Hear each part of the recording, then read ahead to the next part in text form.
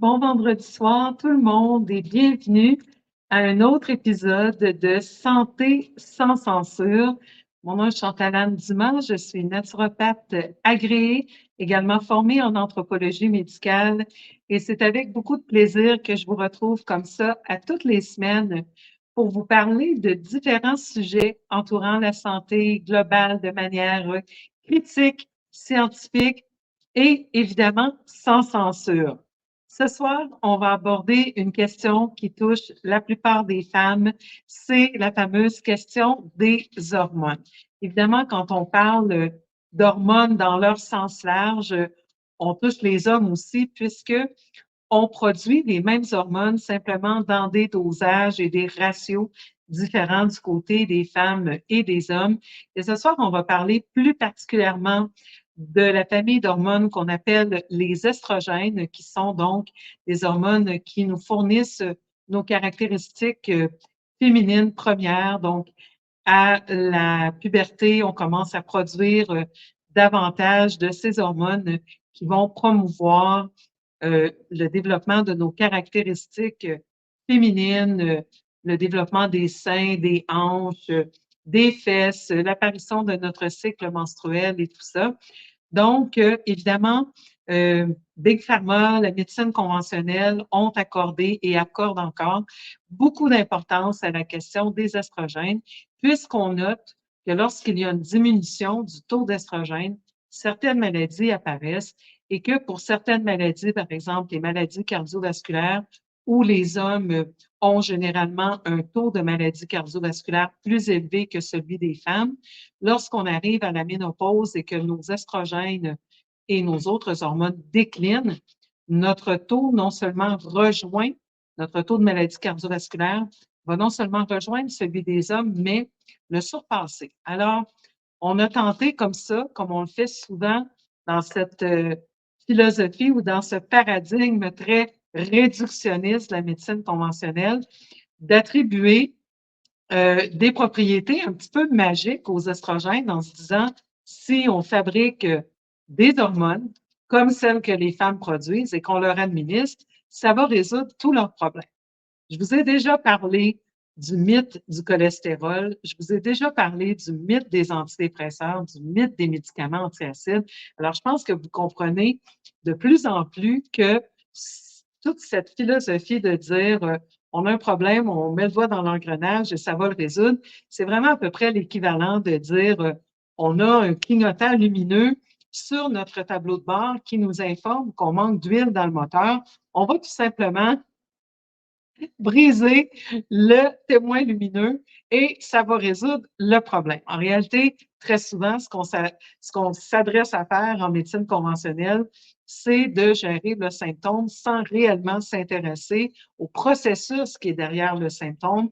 En réalité, essayer de trouver la cause et d'adresser la cause. Mais évidemment, dans une logique où le but est de vendre des médicaments, si on résout le problème, comme je le dis souvent, un patient guéri ou un patient mort, c'est pas payant pour Big Pharma. Alors, on a plutôt intérêt à vendre des espèces de band-aid, des solutions temporaires qui vont minimiser un peu le symptôme pour que le patient continue à se procurer le médicament en question, mais soit pris dans ce cercle de perpétuelle prise de médicaments. Et lorsque le médicament génère des symptômes, on donne un autre médicament pour adresser le premier symptôme. Alors, un peu comme c'est le cas avec les antidépresseurs dont je vous ai parlé, on avait fait des espèces de corrélations entre la chute du niveau de sérotonine et certains symptômes associés à la dépression. Mais le fait qu'on ait une association entre deux éléments, ça ne veut pas dire qu'ils sont responsables les uns des autres. C'est comme de dire, par exemple, dans les centres de personnes âgées, les, les, les pensionnaires ou les utilisateurs de services consomment beaucoup de Jello. Et dans ces mêmes centres de personnes âgées, les pensionnaires portent beaucoup de dentiers. Donc, les dentiers doivent être causés par le Jello. Alors, si on extrapole un peu, c'est sûr que le fait de consommer beaucoup d'aliments sucrés, ça peut avoir un impact sur notre santé bucco-dentaire et augmenter notre risque de se retrouver avec des dentiers. Mais c'est pas parce que 2 facteurs sont là en même temps qu'il y a nécessairement une relation de cause à effet.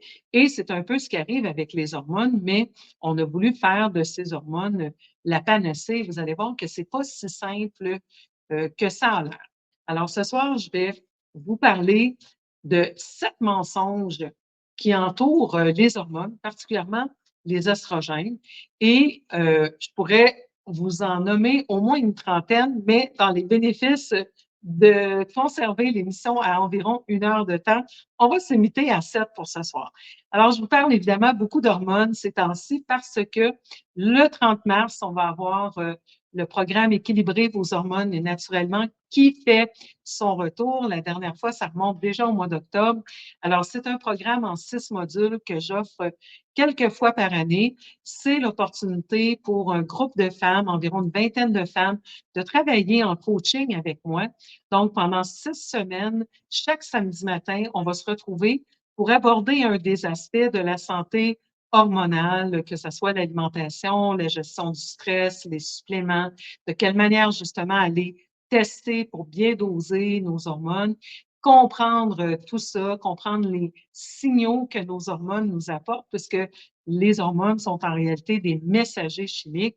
Alors, c'est ce qu'on fait durant ces 6 semaines en groupe. Alors, je vous fais une partie didactique où je vous enseigne des choses et ensuite, on se retrouve en groupe pour partager ce qu'on vit et je vous donne des solutions. Alors, c'est du coaching de groupe, c'est beaucoup plus économique que de travailler avec moi un à un. Certaines femmes décident de quand même venir en consultation individuelle, mais c'est sûr que tout le chemin qu'on parcourt ensemble durant le coaching de groupe, bien, vous n'avez pas à le payer en individuel. Donc, c'est une manière économique, accessible, agréable de travailler avec moi parce qu'on se retrouve aussi entre femmes et on partage ce qu'on vit ensemble. Alors, c'est vraiment le programme que je vous propose ce mois-ci. Vous avez vu qu'on avait des masterclass pendant plusieurs mois d'affilée et ce mois-ci, c'est le retour de ce groupe de coaching, équilibrer vos hormones naturellement. Le lien est dans l'entête de l'émission et également sur mes pages Facebook. Alors, c'est pour ça qu'on aborde encore une fois un autre aspect de la thématique hormonale. Vous savez que les hormones, c'est mon dada. Et évidemment, ben, la santé du système nerveux, la santé digestive s'imbrique avec la santé hormonale. Donc, tous les masterclass que j'ai offerts, en réalité, viennent se complémenter les unes les autres et travaillent de manière complémentaire. Je vous rappelle aussi que je ne mets pas mes liens de recherche. Toutes mes émissions sont pleinement référencées, tous les santé sans censure sont pleinement référencées avec des liens d'études que je ne mets pas parce que je suis extrêmement censurée, shadow-bannée, comme vous le savez ou comme vous vous en doutez. Et ça alerte encore plus l'intelligence artificielle quand je mets beaucoup de textes dans mes entêtes. Les gens qui veulent avoir mes contenus, qui veulent avoir mes liens, mais des textes que j'utilise pour présenter mes émissions, vous pouvez devenir membre dans mon membership. Vous recevez une infolettre spécifique aux membres avec des liens d'émission, du contenu. Je suis en train de développer une partie seulement à l'intention des membres sur mon site web. Donc, vous avez beaucoup d'avantages. Il y a un webinaire par mois gratuit qui est présenté à mes membres et le tout pour 50 annuellement. Vous me faites simplement un virement info@naturopathe.ca. Vous prenez soin d'inclure votre adresse courriel et votre nom complet et je vais aller vous donner l'accès à l'infolettre. Et donc, vous allez dorénavant avoir vos webinaires gratuits à tous les mois, l'infolettre, des rabais sur les suppléments. Bref, je gâte, je chouchoute mes membres parce que c'est un moyen pour moi de pouvoir gagner ma vie en étant libre de toute interférence du point de vue corporatif. Donc, je peux vraiment vous dire les vraies affaires. En fait, c'est la seule façon d'y arriver, c'est d'être complètement autonome. Sinon, notre contenu est toujours censuré. Alors maintenant, je suis censurée par Big Tech, mais on y arrive tant bien que mal. Alors, le premier mythe entourant nos hormones, c'est d'abord que lorsqu'on parle des estrogènes, on va parler de l'estrogène au singulier, comme si l'estrogène était une molécule unique et une molécule fixe, ce qui porte à beaucoup, beaucoup de confusion. Déjà, ça, en partant, est la base du pourquoi on dose mal les hormones des femmes. Et si on ne part pas sur une bonne base, imaginez comment sera le traitement. Il y a beaucoup, beaucoup d'incompréhension et de mythes qui entourent justement toute la question de la supplémentation hormonale. Alors, je vais essayer d'en débunker quelques-uns ce soir. Alors, déjà, en partant, il faut comprendre que l'estrogène, c'est pas une molécule unique, c'est pas un type d'hormone, mais on parle plutôt d'une famille d'hormones qui sont en constante transformation parce que, je vous l'ai dit, les hormones sont des messagers chimiques dans notre corps. Alors, ils viennent porter leur message et presque immédiatement après, notre foie, en fait, un groupe d'enzymes dans notre foie qu'on appelle les cytochromes P450, se mettent à métaboliser, c'est comme neutraliser nos hormones comme toutes les autres substances qu'on digère en réalité. Et ensuite, il y a une deuxième phase dans notre foie où les hormones vont être acheminées dans des voies spécifiques comme la méthylation, la sulfation, la glucuronidation. Et ces voies dépendent de certaines vitamines. Notre génétique peut affecter notre capacité à transformer nos hormones, mais aussi les carences nutritionnelles, le niveau de stress. Bon, plusieurs facteurs vont influencer notre capacité à gérer et équilibrer nos hormones. Mais la beauté de l'affaire, c'est qu'on a une emprise, on a un pouvoir d'action sur ces différents facteurs. Alors, nécessairement, la molécule de base, elle est immédiatement transformée. Donc, c'est pour ça qu'on va parler d'une famille d'hormones, en réalité de différents métabolites, parce que pendant qu'elles sont métabolisées, les hormones continuent, dans certains cas, d'avoir un pouvoir d'action. On doit comprendre que les hormones agissent en se fixant à des récepteurs dans des espèces de mécanismes clés-serreux. Donc, tant que la molécule est assez semblable à la molécule originale, elle va encore arriver à s'insérer dans ce mécanisme clé-serrure de récepteurs hormones.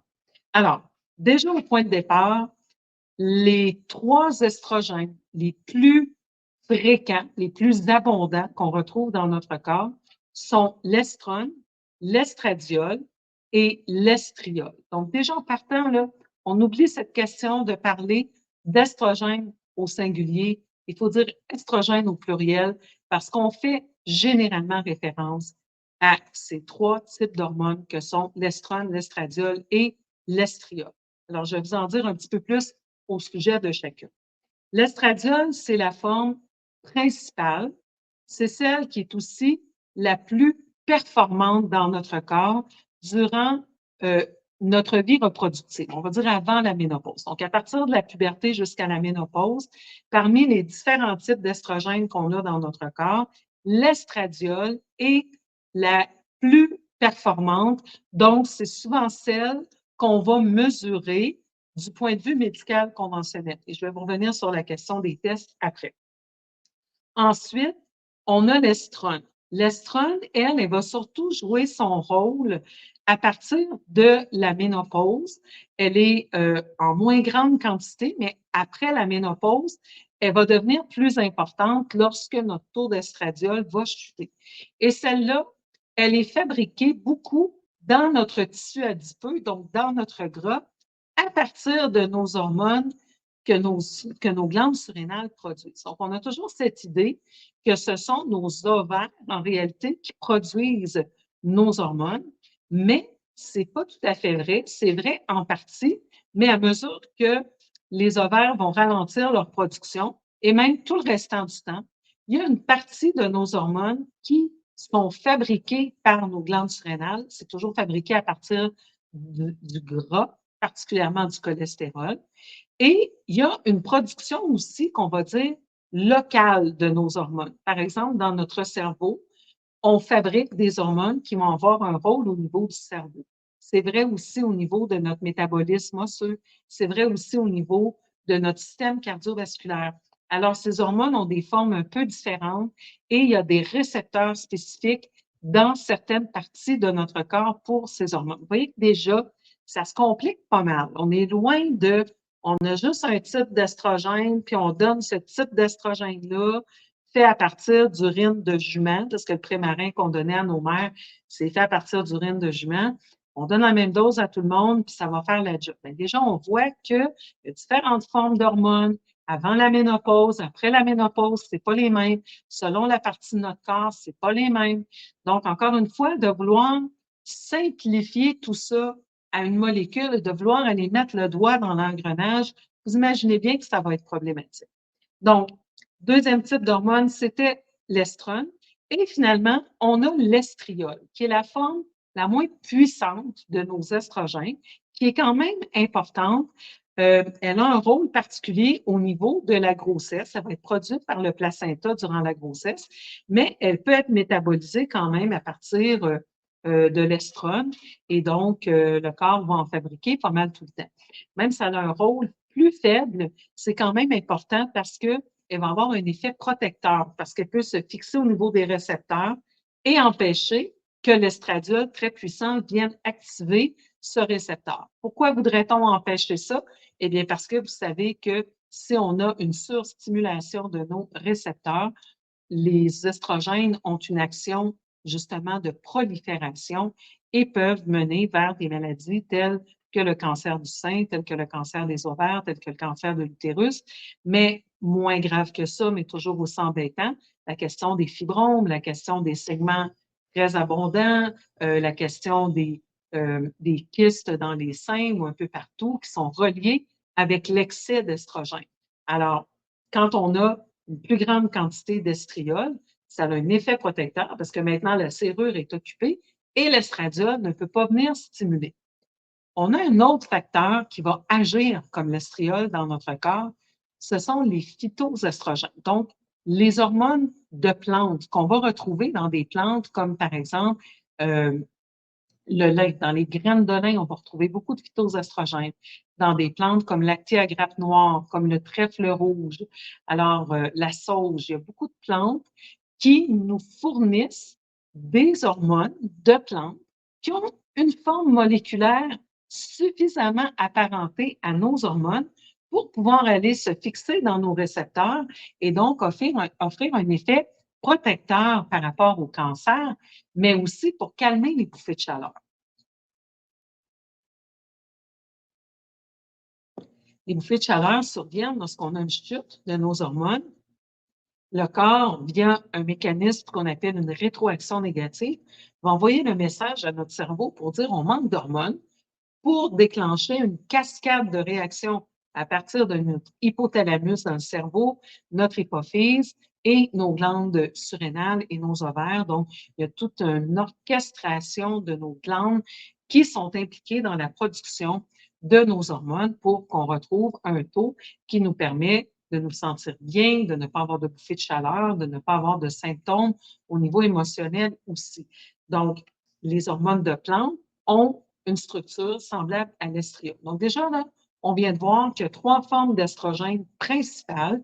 L'estradiol, qui sont les plus performantes, l'estrone, qui sont celles qu'on va surtout produire après la ménopause à partir de nos glandes surrénales, et l'estriol, qu'on produit beaucoup durant la grossesse, mais aussi le reste du temps à partir de l'estrone et qui a un effet protecteur. Alors, vous voyez que déjà, l'équilibre entre ces différentes formes d'hormones, le ratio de ces hormones va soit avoir un effet protecteur ou au contraire avoir un effet plus dangereux puisque proliférateur. Alors, déjà, cette idée qu'on parle d'estrogène comme étant un type d'hormone et qu'on veut nous supplémenter seulement avec ce type, c'est de vraiment simplifier la question des hormones et ça peut interférer justement avec l'équilibre et les ratios entre les différents types d'hormones.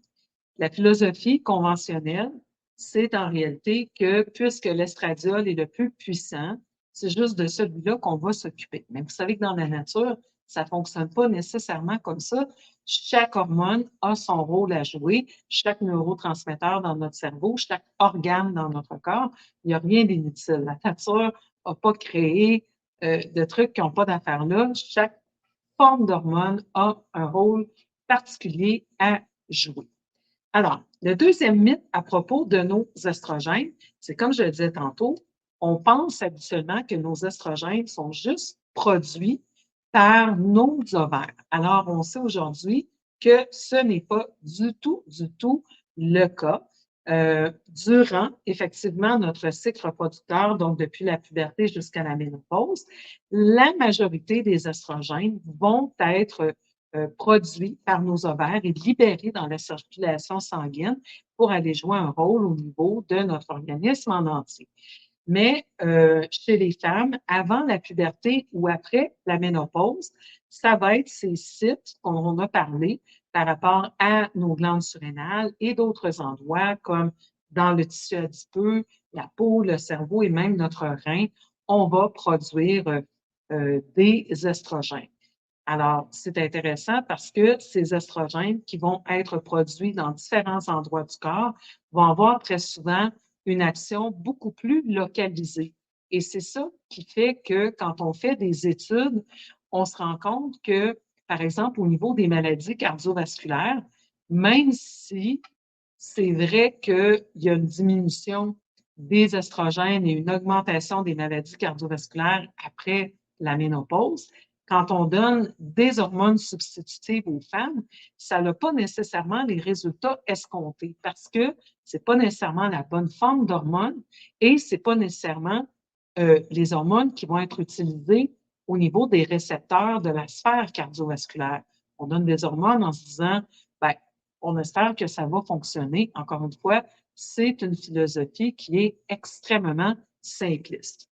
Alors, troisième mensonge par rapport à nos estrogènes, vous comprenez bien que si ce n'est pas vrai qu'il y a juste une forme d'estrogène, si ce n'est pas vrai qu'ils viennent toutes de nos ovaires, quand on veut aller évaluer le taux d'estrogène, ça va se compliquer un petit peu l'affaire. Et là, ce qui est encore pire, c'est qu'on les évalue au niveau sanguin. Ça aussi, je vais vous revenir sur la question d'évaluer les estrogènes au niveau sanguin. Mais donc, vous comprenez qu'on a trois types principaux d'hormones. Quand on va pour faire une prise de sang, on évalue seulement l'estradiol parce que c'est les plus puissants. Mais ça ne nous donnera pas une idée des ratios entre les trois formes et on ne pourra pas savoir si on les utilise de manière optimale. Parce que nos hormones fluctuent durant notre cycle. Vous avez tous déjà vu des graphiques où on voit qu'à partir des menstruations, le taux d'estrogène augmente pour atteindre son sommet autour de l'ovulation et tranquillement, ça va chuter vers la menstruation et ça va être la progestérone qui va devenir dominante après l'ovulation. Donc, quand on va faire une prise de sang pour vérifier notre taux d'estrogène, habituellement, on ne nous demande même pas où on est dans notre cycle menstruel. Et pourtant, il y a d'énormes variations des taux dans notre cycle menstruel. Par exemple, on parle du taux donc qui va passer au moment de la phase folliculaire, ça c'est à partir des menstruations jusque vers l'ovulation. On va parler de 19 à 140 pg par millilitre. La phase préovulatoire, 110 à 410, on est comme 4 fois plus élevé. Et la phase lutéale, donc suite à l'ovulation, de 19 à 160. Donc, vous imaginez, si vous avez un taux, par exemple, de 20, OK? Vous êtes très, très bas en termes d'estrogène. Mais si c'est dans votre phase folliculaire, si vous êtes à la première journée de votre cycle, vous êtes à 20, donc vous êtes encore dans la limite normale qui est 19, là. Ça commence à 19, vous êtes à 20. Mais si vous êtes dans votre phase préovulatoire, vous êtes à 20 au lieu d'être à 110, vous êtes à 5 fois moins. Comprenez-vous que ça fait une grosse différence à quel endroit vous vous situez? Alors, la transition de la ménopause, là, vers, c'est-à-dire de la périménopause, après ménopause jusqu'à la ménopause, on va voir aussi une chute de 85 à 90 de notre taux d'estradiol. 85 à 90 Alors, non seulement on ne vérifie pas où on est rendu dans notre cycle, quelle journée du cycle, mais on ne vérifie pas si on est en périménopause, en ménopause. À peine notre âge est évalué par rapport à notre profil hormonal quand on passe des prises de sang.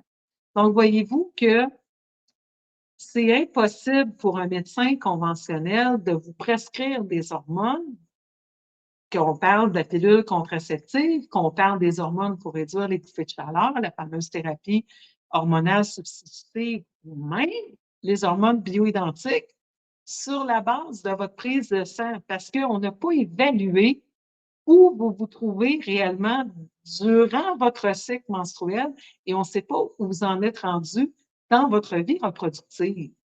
Quand vous remplissez, par exemple, votre réquisition pour aller passer votre prise de sang, ils ne vous ont pas demandé si vous aviez eu une hystérectomie, ils ne vous ont pas demandé si on vous a peut-être enlevé les ovaires. On ne vous a pas demandé où vous êtes rendu dans votre cycle. Et malgré ça, on va faire une prise de sang, une journée, et sur cette base-là, on va vous dire si vos hormones sont normales. Ou, pire, on va vous prescrire un traitement d'hormones. Comment voulez-vous qu'on ait évalué votre dosage correctement? On ne sait pas où vous en étiez. Comprenez-vous à quel point c'est problématique? Et là, ce qui est encore plus problématique que ça, c'est que sur la base de ce test qu'on a pris n'importe quand puis qu'on a évalué juste un type d'hormone sur les différents types d'hormones, si vous êtes encore dans la limite de la normale, mais là, on ne sait pas si c'était la normale dans la première partie du cycle, autour de l'ovulation ou après l'ovulation, puis on ne sait pas où vous en êtes dans votre historique de vie reproductive, mais là, on va vous dire, c'est normal.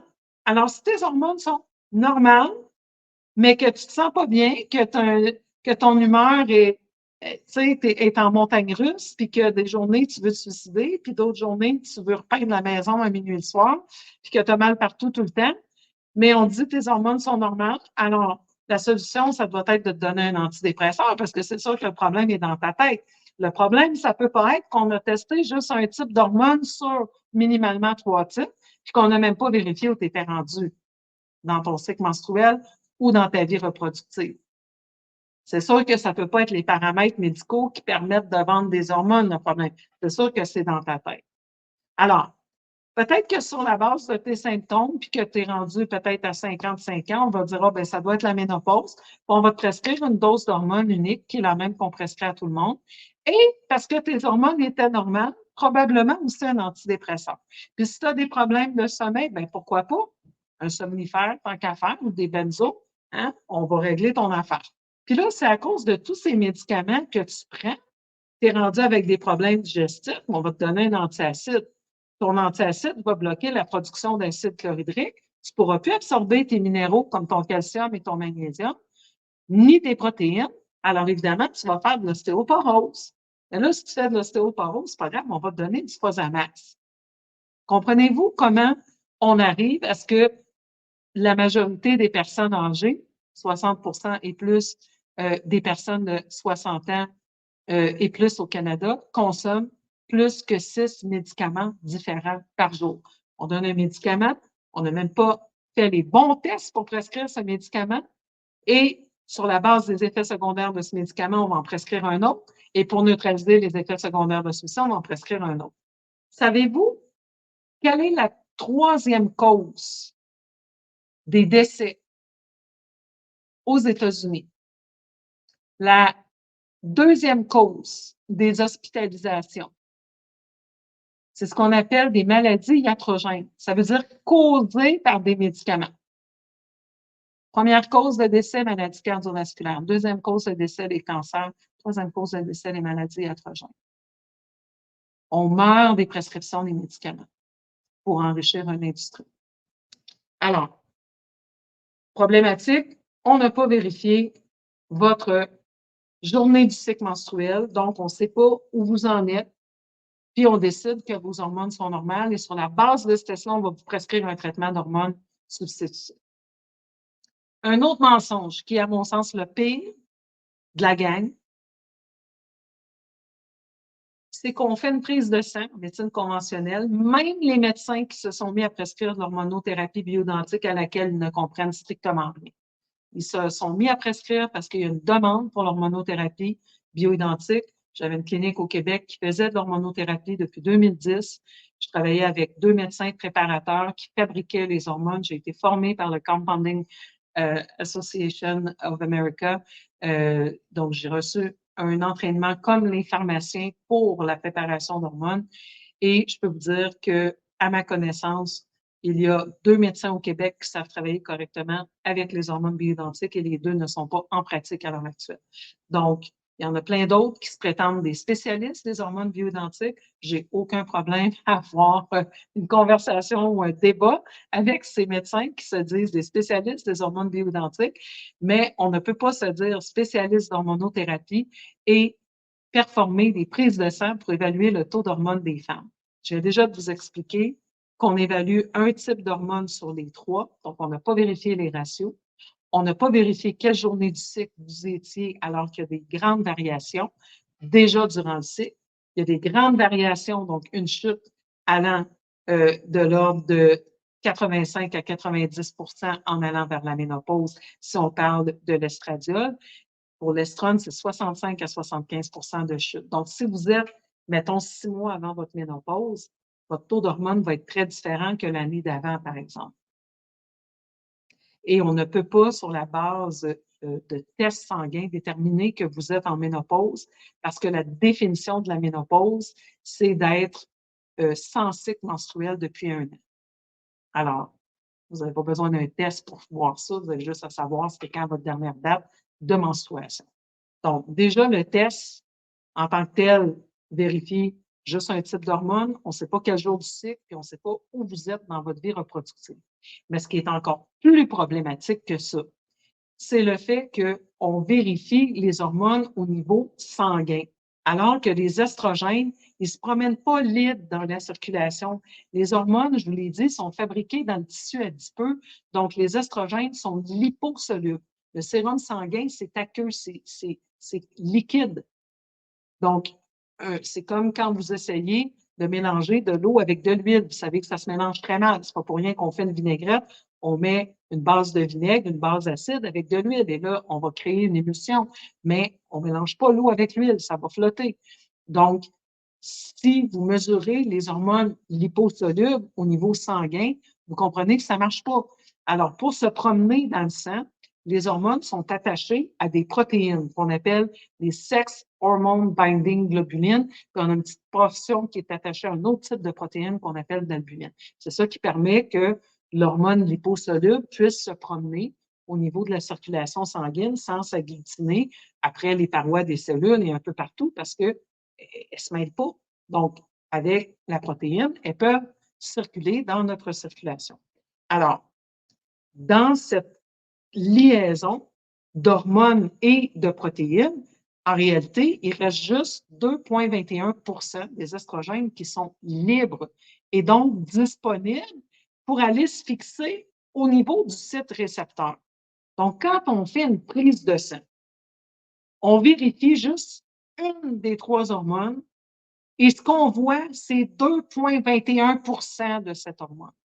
Et ça, ce n'est pas moi qui le dis. Faites la recherche n'importe où pour le taux d'estradiol libre dans le niveau sanguin, dans le sérum sanguin, vous allez voir, c'est 2,21 Donc, un médecin qui se prétend un spécialiste des hormones bioidentiques et qui teste 2,21 de vos hormones pour décider du taux d'hormones qu'il va vous prescrire, il n'a rien compris à comment les hormones fonctionnent.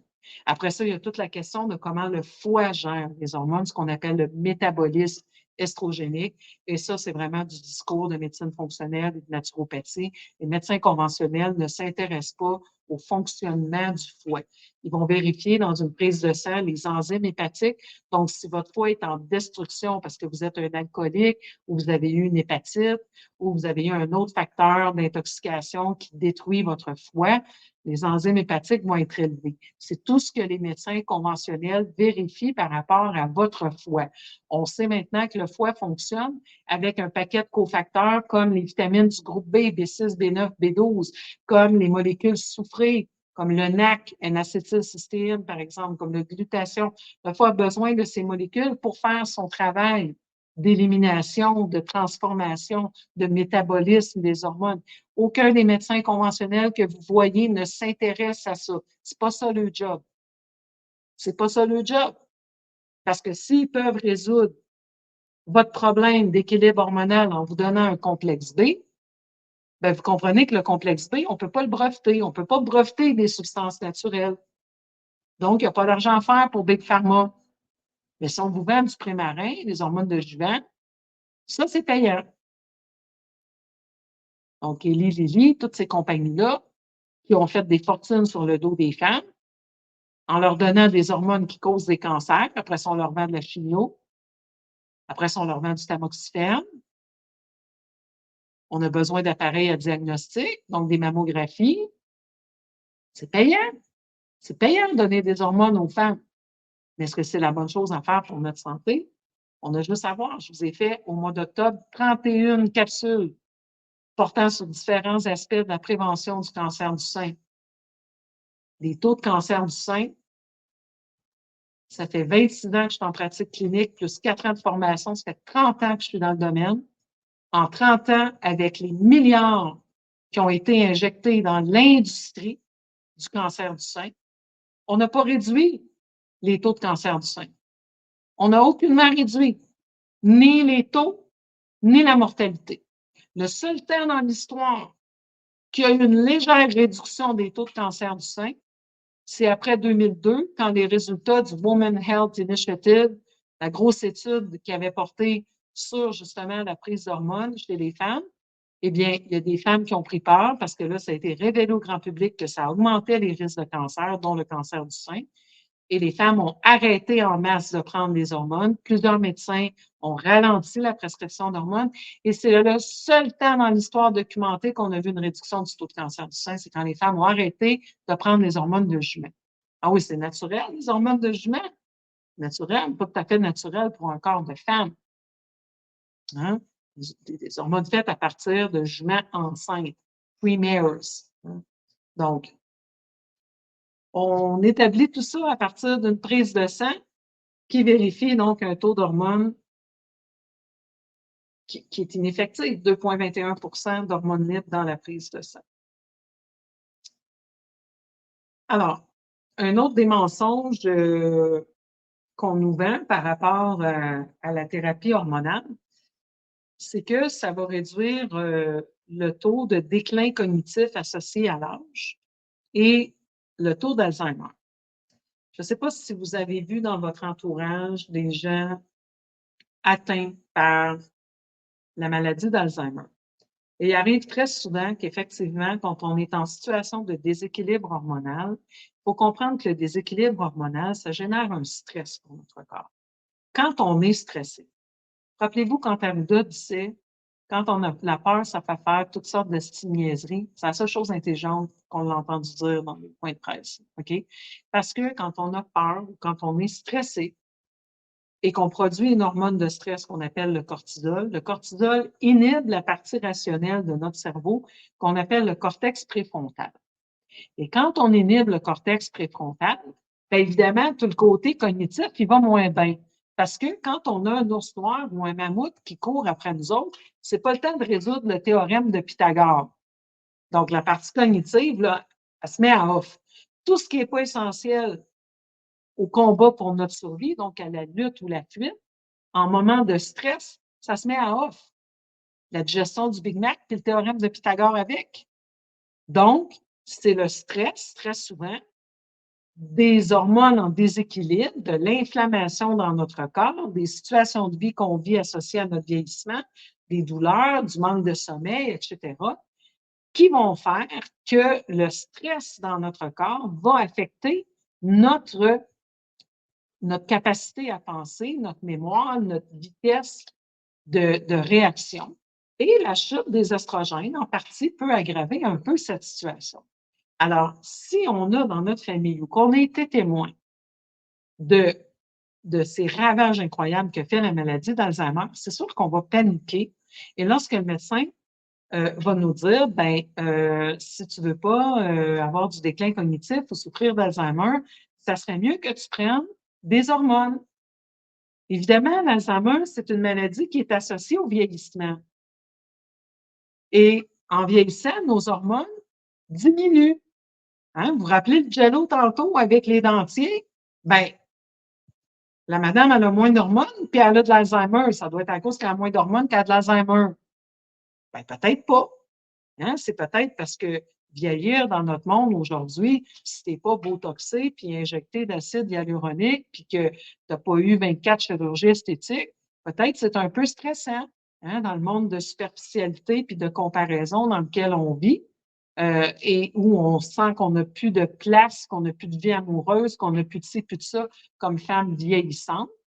Bien, déjà, ça en soi, ça génère un certain niveau de stress. On a du stress, on inhibe le cortex préfrontal, on a de la misère à réfléchir, on a de la misère à se souvenir. Quand vous en vivez des situations de stress dans la vie de tous les jours, vous savez que ça va faire que vous avez peut-être oublié vos clés. Tu sais, ton enfant t'appelle, il vient d'avoir un accident, tu vas partir de chez toi, tu vas peut-être partir même sans souliers, parce que le stress, ça fait ça, tu as une poussée d'adrénaline, puis là, tu ne rationalises pas, tu t'en vas résoudre la situation. Mais c'est exploité, évidemment, pour nous faire vendre, pour nous vendre des hormones, puis nous vendre des antidépresseurs, puis nous vendre toutes sortes d'affaires. Alors, on médicamente les cycles hormonaux des femmes de notre puberté, parce qu'on prescrit aussi des antidépresseurs à la puberté pour contrôler les douleurs menstruelles.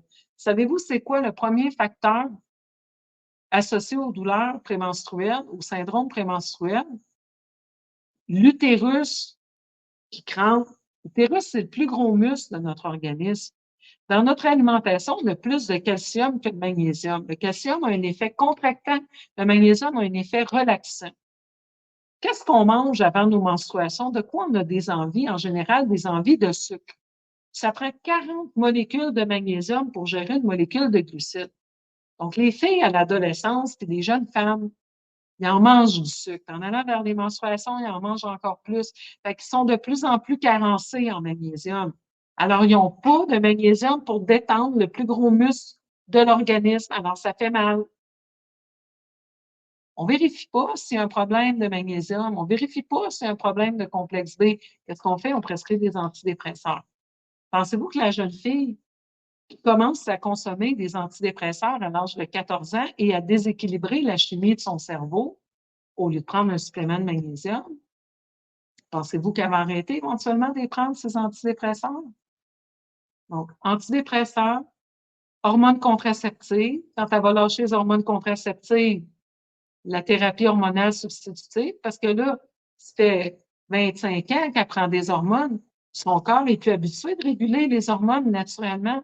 Puis les hormones, ça travaille avec les neurotransmetteurs dans le cerveau, mais là, on gèle le cerveau avec l'antidépresseur, l'anxiolytique. Alors là, on demande au corps de régler ses hormones naturellement après 25 ans que tu prends la pilule. Tous les symptômes que tu n'avais pas résolus, que tu camouflais avec la pilule, quand tu arrêtes de prendre la pilule, sont encore là. Alors là, tu as des bouffées de chaleur, tu as mal au ventre, tu as mal au sein, tu as de la dépression, tu as de l'anxiété, parce que la carence en magnésium, ça va faire ça aussi.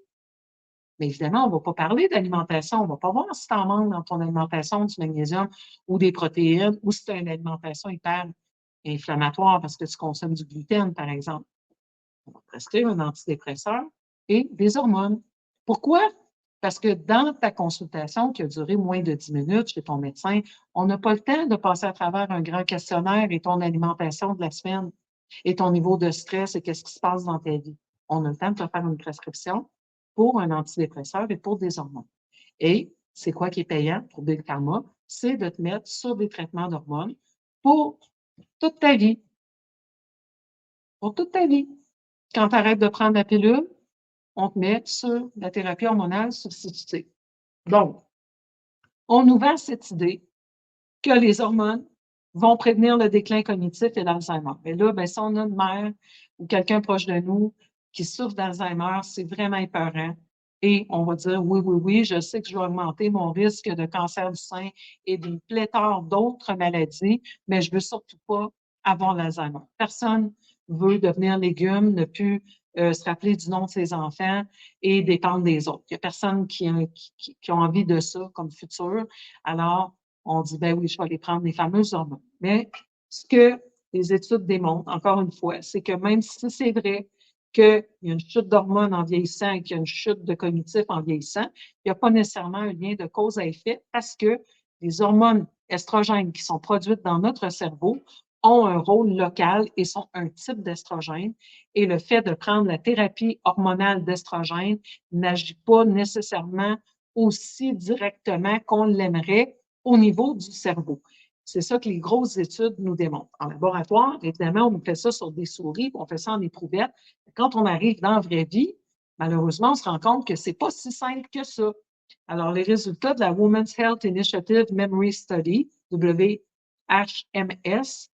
ne soutiennent pas l'utilisation de la thérapie hormonale pour réduire le risque de maladie Alzheimer chez les femmes ménopausées âgées de plus de 65 ans.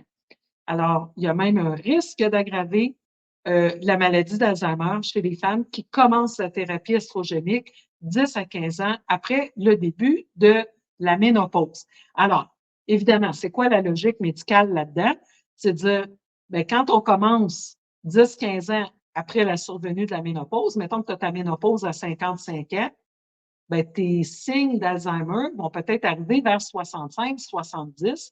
Donc, c'est là qu'on a eu la brillante idée de dire, bon, mais c'est parce qu'il manque d'estrogène, on va donner des estrogènes. Et là, on a vu que ça aggravait la maladie d'Alzheimer au lieu de l'améliorer. Donc, on s'est dit, ben, ça doit être parce qu'on ne commence pas assez tôt. Donc, on dit, bien, si tu as attendu jusqu'à 65 ans, c'est trop tard, malheureusement, il aurait fallu que tu commences ça plus jeune. Alors là, dans une dizaine d'années, on va faire des études rétrospectives, puis on va dire, ah ben non, ça n'a pas marché. Ça n'a pas marché pour la mémoire, puis on a augmenté le risque de cancer du sein, mais bon, on a fait une tentative. Hein? Ils font toujours ça. Regardez qu'est-ce qu'ils ont fait avec le fameux problème du cholestérol. Ils prescrivent les statines, c'est parmi les médicaments les plus vendus au monde, c'est extrêmement payant.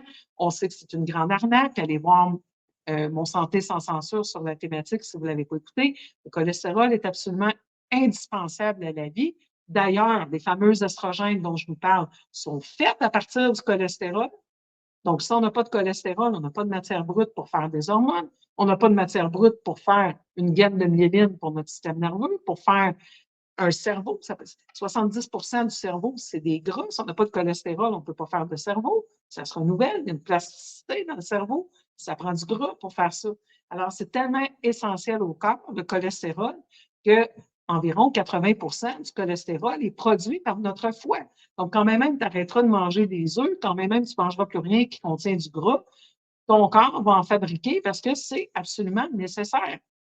Alors, qu'est-ce qui arrive? Quand ils ont fait des grosses études pour voir si vraiment les statines aidaient à réduire le taux de mortalité, le taux de maladie cardiovasculaire puis le taux de mortalité, on se rendait compte que non, et qu'à l'exception d'une très petite portion qui avait déjà eu des maladies cardiovasculaires à laquelle on avait donné ensuite des statines, dans certains cas, ça réduisait, mais pour la grande majorité des autres, plus on réduisait le taux de cholestérol, plus on augmentait les décès reliés aux maladies cardiovasculaires et de toutes causes confondues. Alors, qu'est-ce qu'on a fait? Au lieu de dire on s'est planté avec les statines, c'est pas pour arrêter de vendre ça, c'est une maudite bonne vache à lait. Alors, on a dit, ça doit être parce qu'on ne les donne pas assez tôt. Ça doit être parce que notre écart type pour prescrire les statines est trop étroit. On va élargir. Alors maintenant que tu as un taux de cholestérol normal, pas normal, et tu te dépêches à donner des statines. Puis dans quelques années, qu'est-ce qu'on va dire? Ben non, regardons, encore là, on a un taux inversement proportionnel. Mais de ces études-là, vous n'entendez jamais parler, par exemple. Hein? Vous comprenez pourquoi on censure des gens comme moi. Vous comprenez que les gens comme moi n'ont plus leur place dans ces industries, ni dans les médias qui sont soutenus par ces industries, parce qu'on vous dit les vraies affaires. Et ça a un impact sur les ventes. La quantité de gens, depuis que je vis ici, depuis la pandémie, et que je fais le genre d'émission que je fais, qui me contactent pour réduire leurs médicaments de toutes sortes, c'est incroyable. Quand les gens comprennent les arnaques, quand les gens comprennent qu'il y a des solutions naturelles absolument efficaces, dont on éteint les bienfaits pour vendre, évidemment, ces médicaments, bien, les gens ne sont pas bêtes. Les gens disent, ben, moi, je la veux, l'alternative naturelle, et je ne veux plus continuer à dépendre de Big Pharma. Évidemment, comme naturopathe agréé, je n'ai pas le droit de vous dire d'arrêter un médicament. Je peux vous citer des études qui expliquent ce que font ces médicaments. Je peux vous citer des études sur l'inefficacité et sur les dangers de ces médicaments. Mais moi, je n'ai pas le droit de vous dire d'arrêter un médicament prescrit par votre médecin. Mais les gens ont le droit de prendre ou de ne pas prendre un médicament. Effectivement, c'est vous, c'est votre santé, c'est vous qui prenez vos décisions. Et à tout le moins, vous avez des arguments pour ouvrir ces conversations avec vos médecins. Donc, le Women's Health Initiative Memory Study nous dit que c'est pas vrai que la thérapie à base d'estrogène réduit le risque d'Alzheimer et chez les femmes qui ont commencé 10-15 ans après leur ménopause, elle peut même aggraver la maladie d'Alzheimer. C'est pas rien.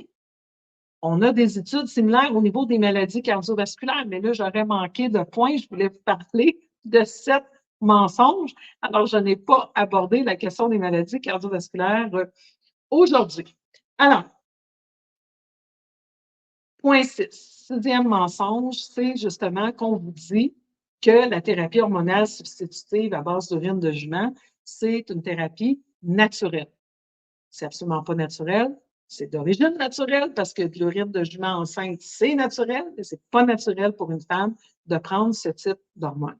Et on vous dit que c'est sécuritaire. Mais il y a toutes sortes d'études qui démontrent plusieurs inconvénients associés à la prise de la thérapie hormonale substitutive, autant au niveau des maladies cardiovasculaires, risque de cancer du sein, risque de d'autres cancers hormonaux dépendants.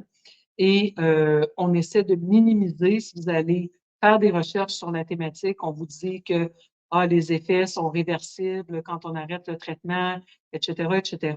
Mais il y a des femmes que j'ai connues dans ma pratique qui ont des conséquences à long terme, malheureusement, suite à la prise de ces traitements hormonaux.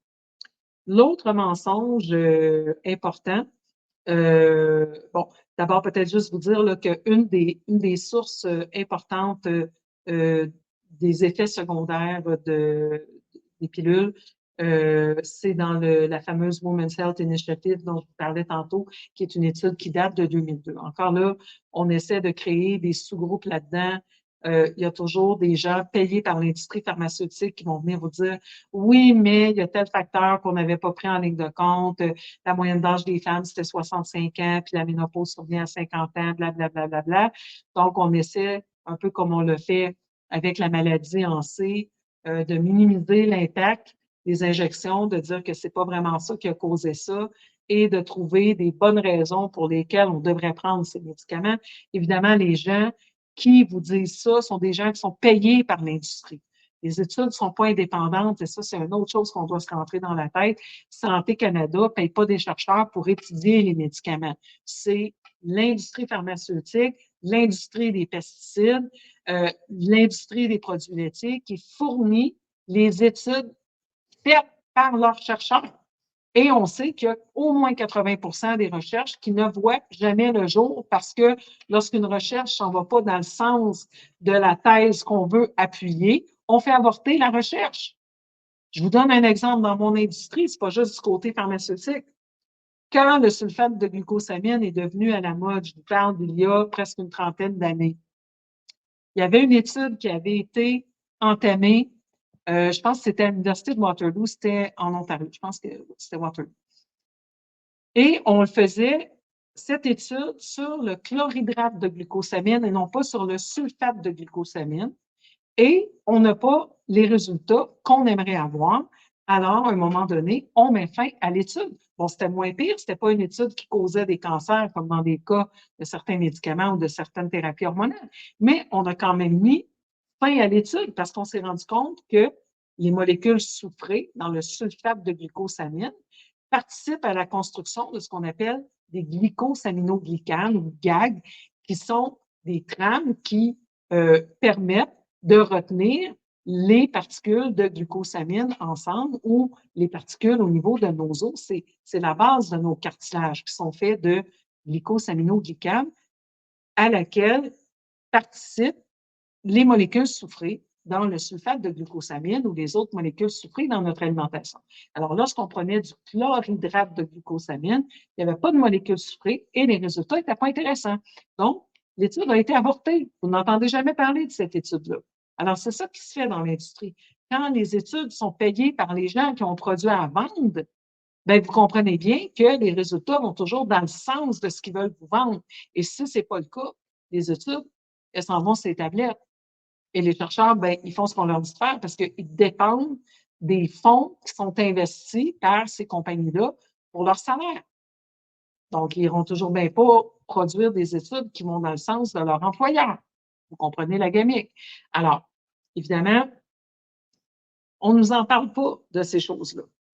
Alors, mais durant cette grosse étude du Women's Health Initiative, ça a été démontré par A plus B que les hormones avaient, contrairement à ce qu'on disait depuis des années, vous savez, les femmes comme ma mère prenaient ces hormones religieusement depuis des années. Encore là, les symptômes de la ménopause, c'est 4 à 5 ans en moyenne dans le pire des scénarios. Très souvent, ça va être un an et demi, ce que j'observe dans ma pratique clinique depuis 26 ans.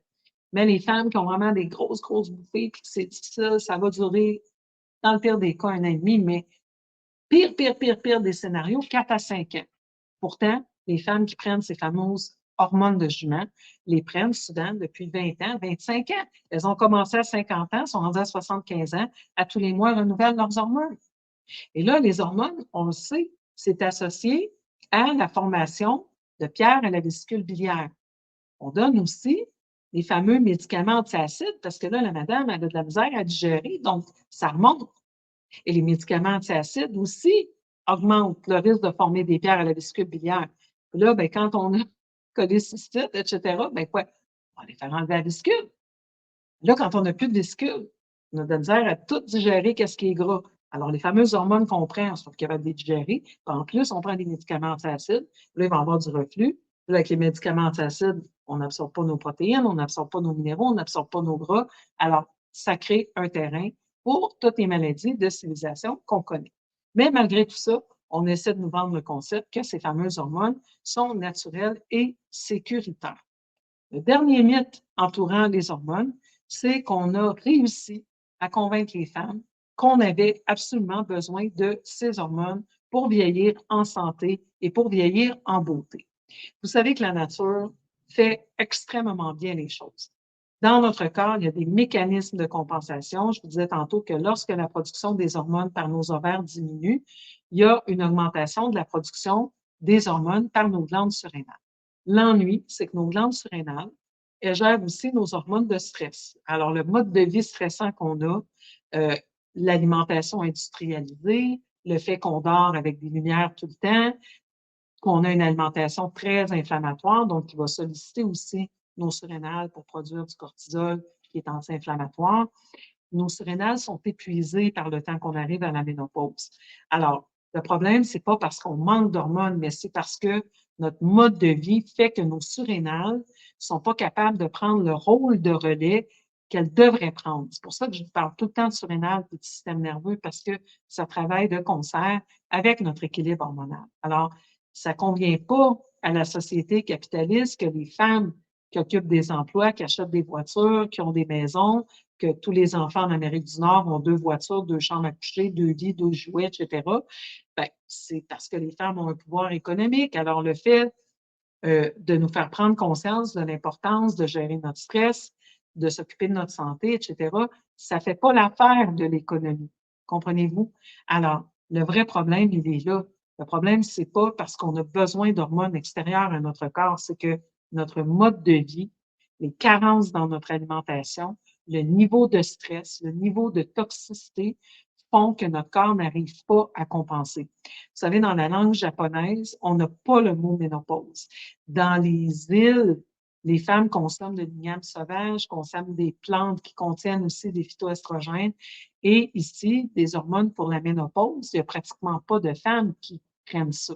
Dans la plupart des Caraïbes, dans la plupart d'Amérique latine, ce n'est pas quelque chose de fréquent. C'est un truc vraiment de l'Europe, des pays nord-américains, cette question de prendre des hormones pour la thérapie hormonale substitutée, parce qu'on a aussi des modes de vie plus stressants, une alimentation complètement industrialisée, alors que souvent, dans les cultures plus traditionnelles, on va cuisiner, on va vraiment prendre le temps de préparer des repas qui sont plus nutritifs, on va le faire dans plus de calme, etc., etc. Donc, Le vrai problème, c'est pas qu'on a besoin d'hormones externes, c'est que notre mode de vie est antibiotique. Notre mode de vie ne soutient pas la vie et est trop stressant et est trop dénaturé. Il est là le vrai problème. Alors, si on avait une vie plus conforme à nos réels besoins, on n'aurait pas nécessairement besoin d'hormones. Et les hormones sont arrivées il y a une cinquantaine, soixantaine d'années. On a survécu pendant des millénaires sans hormones. Une grande partie des peuples de la Terre survivent sans hormones. Évidemment que pour certaines femmes, pour lesquelles la situation est vraiment rendue euh, euh, complètement déséquilibrée, les hormones peuvent faire une énorme différence. Encore là, il faut savoir bien les doser. Bien doser les hormones, ça veut dire les doser avec des tests qu'on fait avec la salive, qu'on fait avec l'urine pour voir comment le foie transforme les hormones.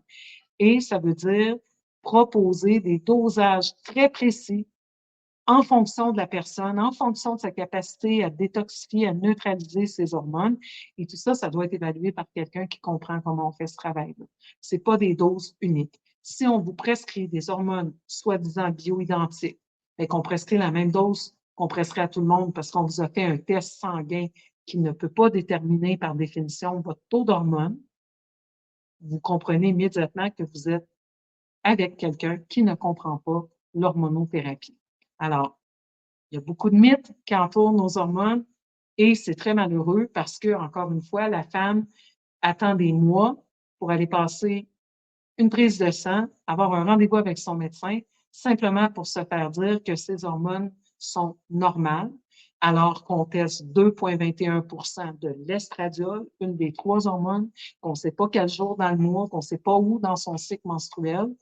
Et malgré ça, on va dire que ses hormones sont normales et que si elle a des symptômes, ben, c'est tout simplement dans sa tête que ça se passe et on va lui balancer une prescription d'antidépresseurs qui va tout simplement aggraver la problématique. Encore une fois, on a juste brisé le voyant lumineux sur le tableau de bord. Alors, c'est très malheureux que ça se passe comme ça, mais c'est ça la situation et c'est pour ça que c'est important de s'informer de plus en plus, de bien comprendre les messages de nos hormones. Nos hormones ne sont pas nos ennemis.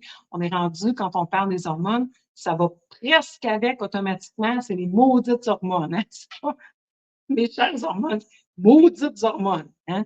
Les hormones ne sont pas nos ennemis. Les hormones sont nos messagères. C'est elles qui viennent nous dire qu'est-ce qui se passe dans notre corps. Il faut simplement apprendre à décoder le langage des hormones. Et c'est ça que je vous propose dans la formation Équilibrer vos hormones naturellement.